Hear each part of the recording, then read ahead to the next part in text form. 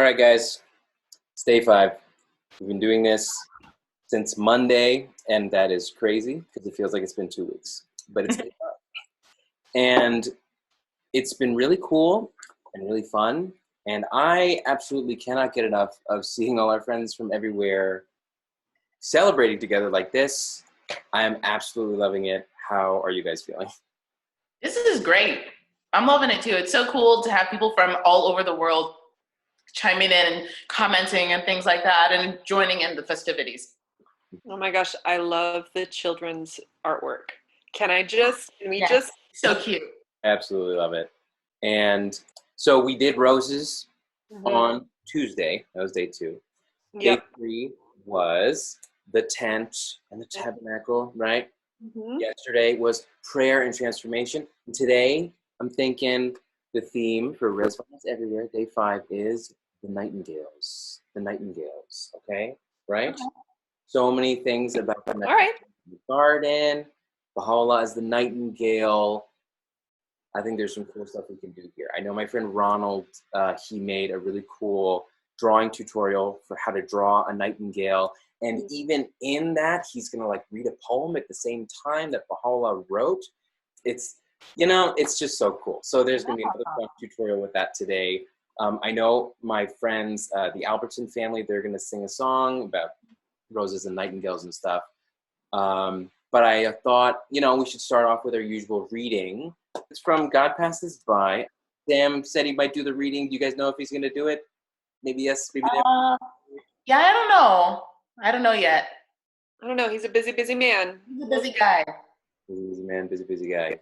Yeah. I guess we'll see. Yeah.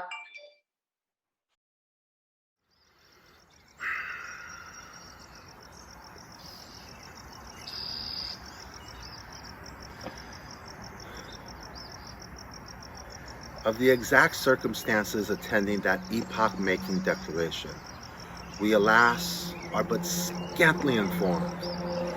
The words Bahá'u'lláh actually uttered on that occasion, the manner of his declaration, the reaction it produced, its impact on Mirza Yahya, the identity of those who were privileged to hear him, shrouded in an obscurity which future historians will find it difficult to penetrate. The fragmentary description left to posterity by his chronicler Nabil is one of the very few authentic records we possess of the memorable days he spent in that garden. Every day, Nabil has related, ere the hour of dawn, the gardeners would pick the roses which lined the 4 avenues of the garden and would pile them in the center of the floor of his blessed tent. So great would be the heap that when his companions gathered to drink their morning tea in his presence, they would be unable to see each other across it. All these roses Bahá'u'lláh would, with his own hands, entrust to those whom he dismissed from his presence every morning to be delivered on his behalf to his Arab and Persian friends in the city. One night, he continues, the 9th night of the waxing moon, I happened to be one of those who watched beside his blessed tent. As the hour of midnight approached, I saw him issue from his tent, pass by the places where some of his companions were sleeping, and begin to pace up and down the moonlit, flower-bordered avenues of the garden. So loud was the singing of the nightingales on every side that only those who were near him could hear distinctly his voice. He continued to walk, pausing in the midst of one of these avenues. He observed, "Consider these nightingales. So great is their love for these roses that sleepless from dusk till dawn they warble their melodies and commune with burning passion with the object of their adoration. How then can those who claim to be afire with the rose-like beauty of the beloved choose to sleep?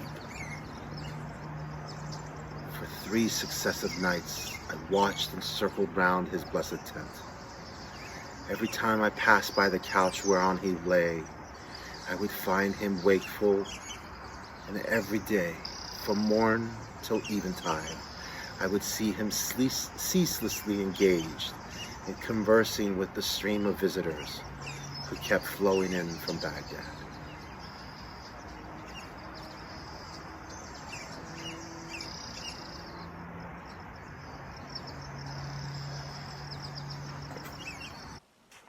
Hi friends, happy Riḍván. My name is Ron Lapitan, joining you from Fairfax, Virginia, and for this portion we're going to draw a nightingale. So if you want to draw along, grab a pen and paper, and let's get started. For those drawing along, I first want to tell you about something I call Ron's first maxim of drawing, which means that there's no such thing as a bad drawing. When I tell this to my junior youth, I have them think about how in school, when they do something successfully, they get a good grade on it. But when they make mistakes on something or do it unsuccessfully, they get a bad grade on it. I think that's wrong because it celebrates your successes and discourages your failures, and you need to do both to learn. So whether you think your drawing comes out good or think it comes out bad, give yourself an A+ on it, because learning is about growth, and as long as we're learning, we should celebrate both success and failure. Funny story, I was talking with my junior youth during a virtual group about what virtual school is like, and one of my girls said, "The teachers aren't grading work anymore, so it can't hurt your grade even if you do bad. They're just focusing on you learning the material." So I said, "Wait, you mean to tell me that school is no longer about grades, it's only about learning? In other words, the school system became what it was always supposed to be, and it took a plague to get it to resemble what the kids were telling us it should have been all along?" Just chew on that for a minute. While we're drawing, I'm going to read you a poem written by Bahá'u'lláh during the 2 years that he fled to the mountains of Kurdistan, and later a small town called Sulaymaniyeh, 8 years before the festival of Riḍván. The poem, called Ode to the Dove, was written as a challenge from the head of a Sufi school that allowed Bahá'u'lláh to stay in their town because the school head had become enamored of him. If you ever wanted to know what it would look like for Bahá'u'lláh to write a love poem, this is your poem. It has 127 rhyming couplets, and it is said the original had 2,000 rhyming couplets, but Bahá'u'lláh destroyed most of them because they talked about the station he knew he would have to bear as the founder of a great new religion, and it wasn't yet time to say those things. Enjoy. Ode to the Dove. In praise of the Beloved, secretly, in private, he is the exalted, the all-glorious. I was enthralled by light rays from a face, whose advent dimmed and darkened every star, as though the sunbeams of her beauty's glow appeared and dazzled planets from afar. Her joy diffused the musk of the unseen, her stature raised the spirit up above. The end time's trump resounded when she blew, her breath caused shadows of the clouds to move. Her gleam reveals Mount Sinai's deathlessness, Baha'u'llah's bright light is kindled when she glows. Then to her west the sun of splendor dawned, and to her east the moon of moons arose. The mistral's fragrance wafted from her hair, and beauty's eyes were solaced by her gaze. Her shining face gave guidance, sage advice, and Moses' soul was cleansed by her form's blaze. The heart of hearts embraced her eyelids' dart, for her locks' lasso, being's head was bent. Her footprints constitute my highest aim, the earth she trod, the Most High Throne's advent. To win her I have wept in every eye, in exile I have burnt in every fire. I spread myself out so that her foot might tread on my heart, and I win my desire. I sought to gain our union everywhere. I scrawled letters of nearness on all earth. And if I rush to oneness with her light, then I am cast back, losing closeness birth. And if I plead for union, hands upraised, she answers with a sword, my lover's prize. The firmness of our bond was my sole care. Her goal is our relationship's demise. I said, to meet, I'd offer thee my all. Have mercy, do not publish my disgrace. Since I love thee too well, then make us one, that we might for eternity embrace. By revelation secret, everything appeared from her unveiling. She raised me. By Hussein's sorrow, emulating me, the world gyre is weighed down with agony. Thou art my breast's desire, my soul's sole hope, my spirit's master, and my light, my heart. And after my hard journey, let's unite, be intimates, after my pain apart. My incandescence kindled every fuel, the seen world was illumined by my sigh. God's sea was dried up by my thirst, which the wide stream of glory cannot satisfy. And all the gore that I saw on the earth bespoke the tears of blood that my eyes shed. The ocean's but a drop before my tear, the friend's blaze was before mine underfed. For my grief froze the great sea of delight, the spring of sorrow flowed at my despair. My grandeur fainted, and my brilliance swooned, their gloating vanity snuffed out my flare. My bones were whittled down, my body worn, the fever of my heat burned up my soul. Love for thee felled me, passion ground me down, to leave thee melts me, union is my goal. The secret of my sorrow cleft the sky, my anguish sundered the earth of the breast. The tears in my eyes spoke of my heart's fire, my face paled at the sighing of my chest. My critic's gloating makes me wail all night. I plead all day since my support is gone. For I have reached dishonor's lowest rung, so that tongues stutter when they speak thereon. The houris in their castles clothed themselves in mourning black at my soul's deep despair. I've fallen into anguish in all hearts. I feel constricted in the open air. Then from behind me she cried out, be still, and hold thy tongue from all that it hath told. How many Husseins like thee wanted me, there love me, just like thee, Ali's untold. How many intimates I had who were thy peers and loves superior to thee, who always wail but cannot reach my gaze, one instant by the light of unity. My dawn makes revelation's sun a star, my brilliance makes pure light only a glint.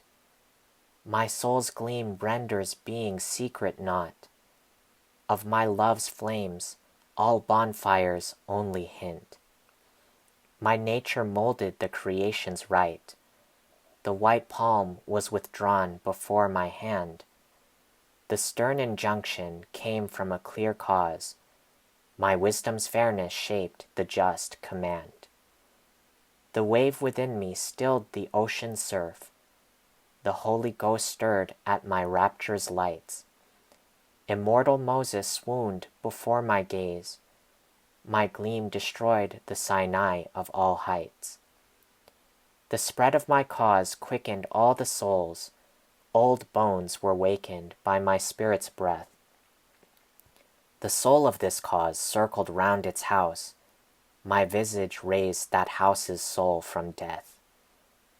The bee of speak the secret swooned before my point, the bee hides the realm of high lore. All guidance shines forth from my dawning cause, the news of my descent all the heights bore. My bounties lent birdsongs their melody.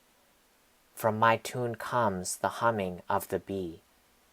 I rendered thee a suspect by my love. Thou didst another's love quaff wrongfully. Thou didst bring forth depictions and kinships, and crave names, thus departing from my way. Thou didst describe a self, and say it's mine, the gravest sin, for therein limits lay. Thou didst desire a hopeless union, the condition for which thou must satisfy. Thou must drain every cup of fate's ordeals, thy heart must spew the blood of tyranny. Thou must cut off all hope of comfort's touch, thou must renounce every necessity. Thy duty is to shed blood in love's faith. A love-scorched soul is fealty to me. Nights spent awake at slanderers' attacks, a constant stream of insults all the days. In my faith, poisons as a healing drink. In my path, fate's wrath is a tender grace. Well, friends, that'll do it. Big shout out to the Riḍván is Everywhere collective for rallying all of us, and have a happy Riḍván.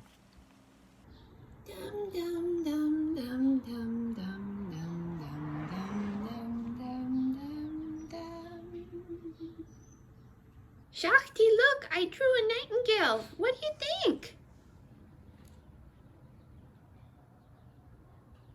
Give yourself an A+. Yay!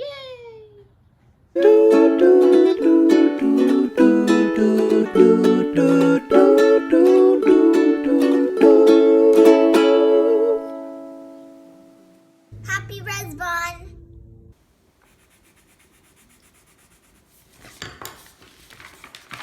Happy Riḍván!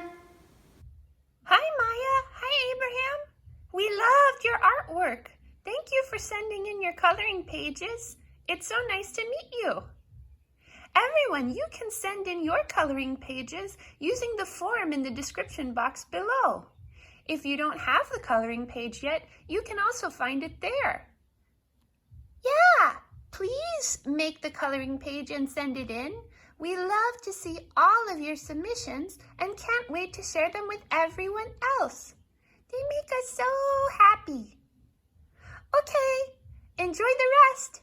Bye! Aloha, friends. We're the Albertson family from Northern Virginia.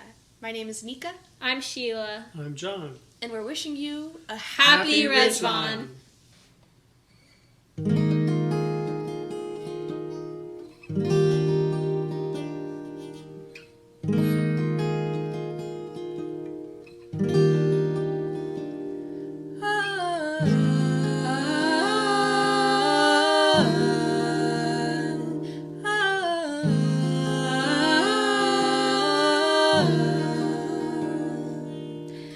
In the garden of thy heart, plant not but the rose of love. In the garden of thy heart, plant not but the rose of love. And from the nightingale of affection and desire loose,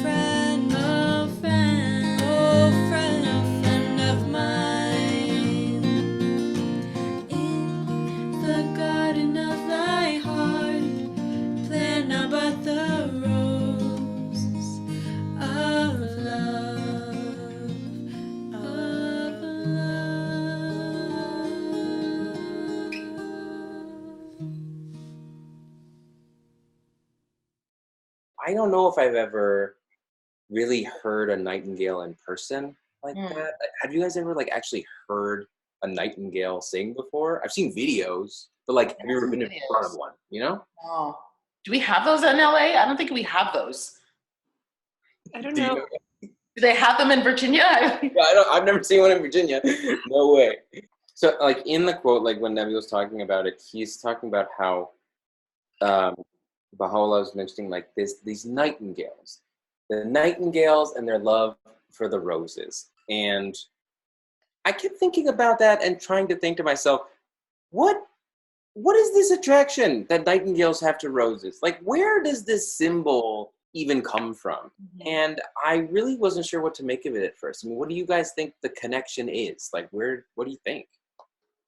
I mean, honestly, I didn't know. Like, I don't know if nightingales are just, they love roses specifically, or what. I have no idea. What about you, Yosi? What do you think? Well, I mean, I guess in a poetical sense, beauty is attracted to beauty. Ooh, that's good. But I don't know. I mean, it seems to me similar to like the moth to a flame, except in this case, a rose does not kill a dove. But for some reason, yeah, that's the best that I can think of is that beauty attracts beauty. I will confess, I did some research, and I looked into it. Ooh, all right. And I okay, scholar. Well, I was bored. JK, I just really. You were bored? I have not been bored for weeks. Ironically enough, tell all the Baha'is to stay home and they become busier than ever. How did that work? That's real. But yeah, so actually, if you guys pull it up, I found some pretty cool things. And I know, like we were saying, like there's this really poetic imagery to it. And the first thing I saw, my Farsi isn't that good. Like my mom's Persian, but my Farsi isn't that good. And so when it said like what rose and nightingale actually is in Farsi, it said that it's gol or bulbul. Yep. And I'm like, well, that explains half the poetry right there. It's the perfect easy rhyme you could ever think of. It's the best. And I know, like, obviously the name in English, nightingale, means bird that sings at night. Okay. But there are lots of different names for it in Farsi, and they mean different things. So one of them is that, like, a bird that sings at dawn. And there's another one that, since nightingales have so many different bird songs, sometimes it's also called the bird that sings 1,000 melodies. There's some cool, also, like, actual, like, in nature type evidence of, like, what does a nightingale do? And actually, Yosi, could you read like the first paragraph where in the evidence in nature part? Sure, yeah, I'll read it. Yeah. Okay. It says, in nature, some of these traditions are actually true. After all, the nightingale does sing a rich, melodious, and virtuosic array of songs. That the bulbul sings at night or at dawn is only partly confirmed by scientific observation. In fact, the male sings at any time of day or night during the mating season, though obviously his song is more audible when the environment is relatively quiet. The bulbul is migratory, returning to its Iranian habitat, mating and nesting between late April and June, which coincides with the blooming of roses. It is only during the mating season that male bulbuls sing. Then they become silent, though roses may continue to bloom for some time, which provides an answer to a question posed by Hafez. Oh, Hafez, who can be told about this strange circumstance that we are bulbuls, silent at the time of roses? Male and female nightingales actually look very similar. And this seemed to have led Persian poets and others to imagine bulbuls to be a species without females, and that males direct all their songs towards the roses. Persian mystical lore thus has developed around the gol o bulbul, rose and nightingale motif, comparable to the candle and moth theme. Huh, you were saying before the candle and moth theme. Sounds familiar. What do you think about that whole thing about poets apparently, thought that there weren't any women nightingales. There weren't any female nightingales. Honestly, the first thing I thought was that it makes sense considering the strong patriarchal society. Oh yeah. Where could these beautiful songs be coming from? Well, yeah. It must be fun. It must be. No, but there's also an interesting thing in that, which is that, I mean, nightingales look very, very similar. And the ones that visited my grandfather in Coeur d'Alene, like they both, like you couldn't tell. You knew they were a mated pair, but you couldn't tell like which one was which. Oh, which is interesting when you liken a nightingale to a soul, because souls don't have a gender. True. Yeah, I thought it was cool also because it was saying, like, in some of the poetic traditions that I was reading about, it was saying that a great many verses allude to the separation of the bulbul from its sweetheart and their subsequent reunion, the rose. There's a verse of Sadi's which refers to it. It says, "O bulbul, bring us the glad tidings of the approach of spring and leave the bad news to the owl." Really a burn on owls there. I don't know. The next paragraph in the poetic meaning section, Britt, could you read it? The nightingale's rich, beautiful, and sometimes melancholy song has made it a symbol in Persian poetry of the lover who was eloquent, passionate, and doomed to love in vain. It is virtually impossible to speak of the nightingale apart from the object of the nightingale's affections, the rose, which embodies both the perfection of earthly beauty and the arrogance of that perfection. The rose's cruelty is seen in its thorns, which prick the hand of any who long to hold it. The nightingale has also been given a positive value, as when the Prophet Muhammad is described as the nightingale in a garden of crows. The rose and nightingale motif is both a very old figure in Persian and a widespread and enduring one. Ferdowsi places a yearning nightingale and complacent rose in the introduction of the story of Rostam and Esfandiar, and from that point on, it is a stock figure in the lyrics of virtually every Persian poet. Indeed, it is so commonplace that rose and nightingale have become a metaphor in English, not just for Persian poetry, but for Iran itself, the land of roses and nightingales. Oh, that's sweet. What did it make you guys think of? I mean, like the connection between these natural realities of like roses and nightingales and the way they've sort of manifested in poetry, in Persian mystical poetry or in other traditions as well. I always think that's cool. Like in an effort to learn like another language, for example, like Spanish, like I can fake it, but not when it comes to stuff like this. Like there's cultural stuff that seeps into the everyday language where I might translate it from English or just say it like in a very like bland way, like in trying to convey the idea. But they would have a very specific way to convey this idea, which has 100% to do with the culture, which has 100% to do with altitude, foliage, animals, like weather, all these things, you know, that affect the people directly, which then affects the language and their understanding of the world. So I just always think that that's on a purely anthropological level. It's fascinating. What about you, Yosi? I never realized how, I guess, if you don't have the cultural information, then you read something like, "Oh, mystic nightingale," you know, like this quotation. It's like, "Oh, mystic nightingale, abide not but in the rose garden of the spirit." If you don't understand the context of what these things mean within the tradition, then it means something. It could just be, why is Baha'u'lláh talking about birds? You know what I mean? So for me, it's just like, oh, this is a thing that is unique to an aspect of my heritage and culture that I kind of take for granted when I'm reading the Baha'i writings. But these are not things that we talk about all the time because nobody ever researches nightingales, Alexander. So, you know. Well, I couldn't help myself. I mean, This is so cool. I'm so glad we had a chance to talk about this stuff. And I know we've still got Dave's pen video for today. Anything else you guys want to say to the friends all around the world? Hi, guys. Thanks for watching and joining in the celebrations with us. Stay safe, for real. Stay safe. I'm glad we're having fun, too. Happy Ridván, everybody. Happy Ridván.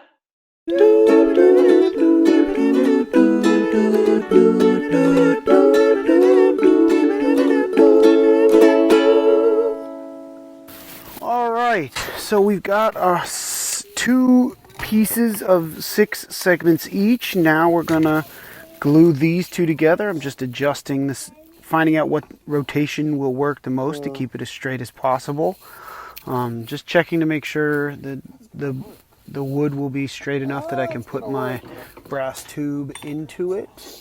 This is the tube that will hold all of the internal workings of the pen, the finished product. So it's important to make sure that's going to stay relatively straight. So I'm putting a little bit of glue on the edge here just to spread it around, keep it nice and clean, clamp it up, keep it centered, check with the tube as we said before.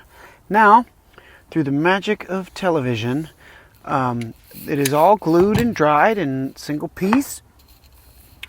So it came out really straight, just checking with my square to make sure it's as straight as possible as I could make it, and that it'll work when I try to put it on the onto my lathe to drill it out. Normally I would use a drill press to try and drill it out, but if it's a smaller piece I try to drill it out on the drill press, but because of the length of this, it's not going to fit on my drill press at all, so I got to put it back on the lathe, or put it on the lathe should I say. So we're gonna, this is my chuck, so I'm putting the bottom piece there into the jaws and just tightening it down, making sure it's tight as possible, and I can, that's how we will spin it. So we're going to put it onto the lathe here, so it's there, and now this is going to start spinning it. Just checking now to make sure that it is going to be straight enough for what I need. I'm going to find my drill bit that I'm going to use. There's my brass tube. Again, just double checking on, all right, there's enough centered wood there that I can drill through, and there'll still be plenty on each side for me to work with. So now we're going to start to adjust the lathe as to what I need on there. So this piece I have in my hand, it's called a Jacob's chuck. That is what holds the drill bit while the piece is rotating on the lathe.